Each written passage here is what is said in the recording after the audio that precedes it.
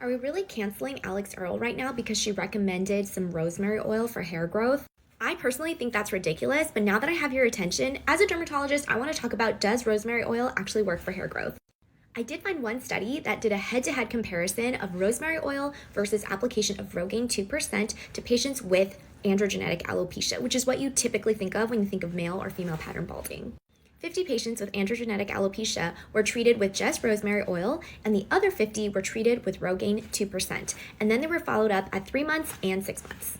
So at 3 months, no significant change was seen in hair growth in either group, and that's not surprising because hair growth takes time. But at 6 months, significant hair increase was noted in both groups at the 6-month endpoint. But here's the kicker. No significant difference was found between the group that was treated with rosemary oil versus the group that was treated with Rogaine 2%. In fact, the group that was treated with Rogaine 2% had slightly increased chance of scalp itching.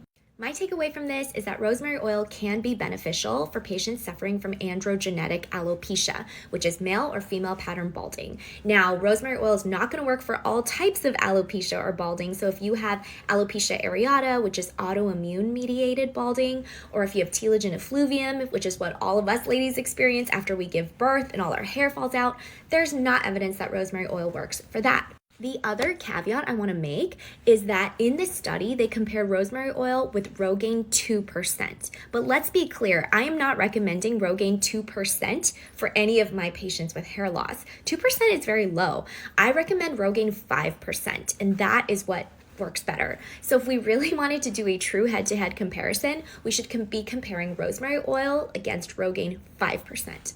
Okay, also, aside from rosemary oil, have you guys heard of pumpkin seed oil for hair growth for male or female pattern hair loss? Let me know if you want to learn more.